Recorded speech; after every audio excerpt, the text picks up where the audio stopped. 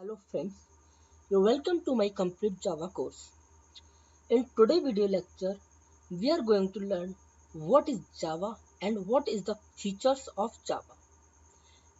So I will tell you some basic features of Java in this video lecture.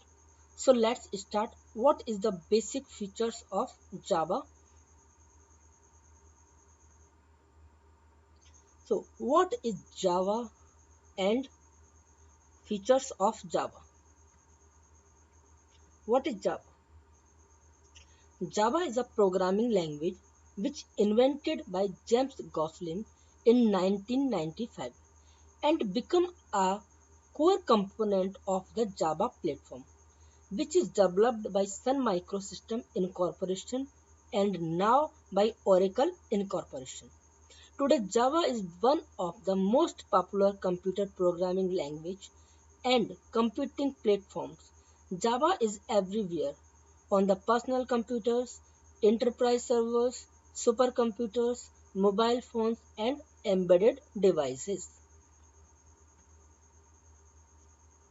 Features of Java. Number 1. Simple. What is the meaning of simple?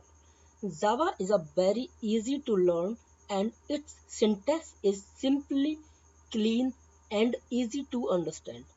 According to Sun, Java language is a simple programming language because number 1, Java syntax is based on C++, so easier for programmers to learn it after C++. Number 2, Java has removed many complicated and rarely used features, for example, explicit pointers, operator overloading, which is used in C++. Java has removed that complicated concepts. Number 3, there is no need to remove unused object because there is an automatic garbage collection in Java. In the previous language like a C++, we need to, a programmer need to care about the garbage collection or programmer need to remove the unused objects. But in the Java provide a facility which is called the automatic garbage collection. So developer need not to remove the unused object. It is taken care by the garbage collection in Java. Number 2, object-oriented. Java is an object-oriented language. Everything in Java is an object. Object-oriented programming has the following concept. A programming language is called object-oriented programming if it is following the below concept. Number 1, object. Number 2, class. Number 3, inheritance. Number 4, polymorphism. Number 5, abstraction. Number 6, encapsulation. So all these concepts, if any language follow, then that language is called the object-oriented programming language. We will discuss each and every concept in the details in the upcoming videos lecture. Number 3, platform independent. What is the meaning of platform independent? Java is a platform independent language because it is independent of whatever software environment is available. Because when you will run the Java program, after the compilation Java program convert into the bytecode, and this bytecode is not platform dependent. This bytecode is platform independent. You can run this bytecode either on the Linux operating system, you can run on the Windows operating system, or you can run Mac operating system. So after the compilation of a Java program, you will get a bytecode, and that bytecode you can run any operating system. That is why Java is called the platform independent, because it is independent from the platform. You can run your Java code in any operating system. Number 4 is architecture neutral. What is the meaning of architecture neutral? So, Java is a architecture neutral because there are no implementation dependent features.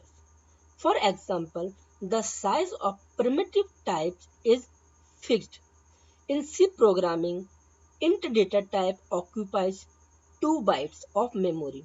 For 32-bit architecture, if your operating system is 32-bit and you define the int data type in C language, then it will occupy 2 bytes. But if your operating system is 64-bit and you are defining the integer type variable, then that variable occupy the 4 bytes of memory. Okay, but it occupies 4 bytes of memory for both 32-bit and 64-bit operating system in the Java.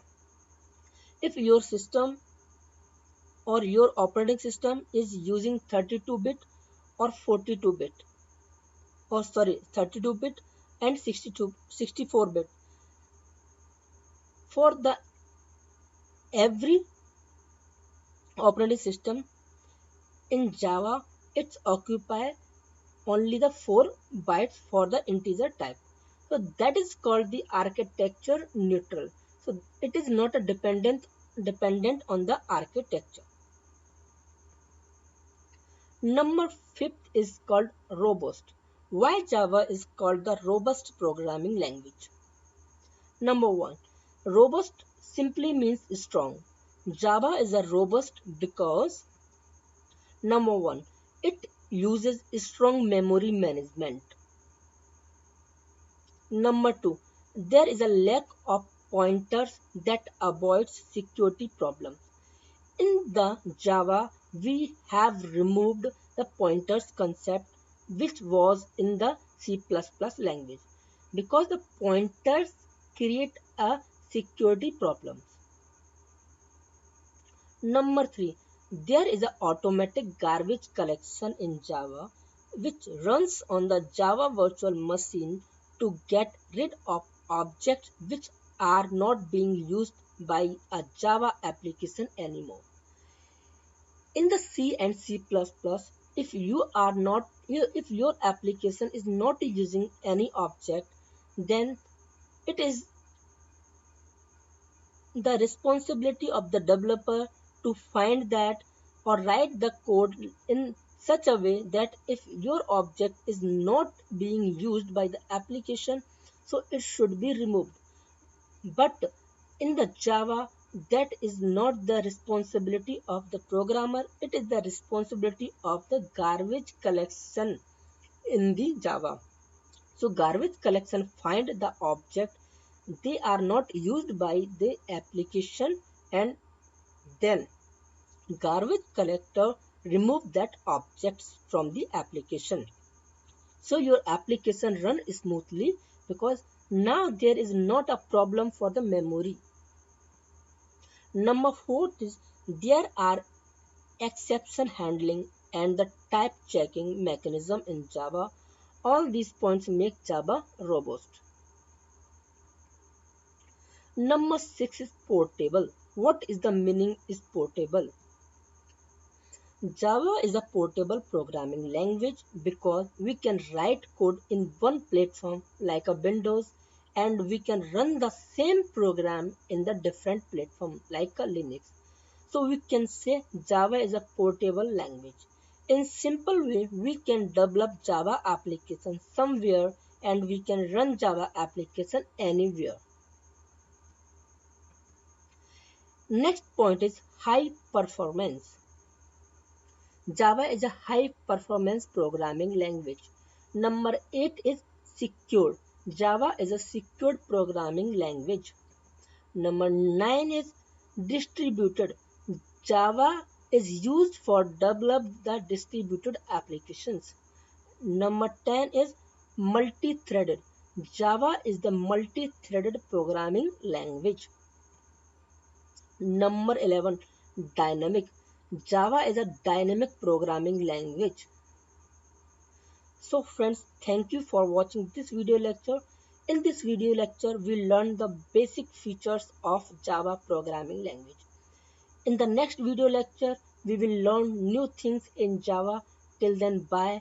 Thank you for watching this video lecture and watch my next video lecture for learning new things in Java.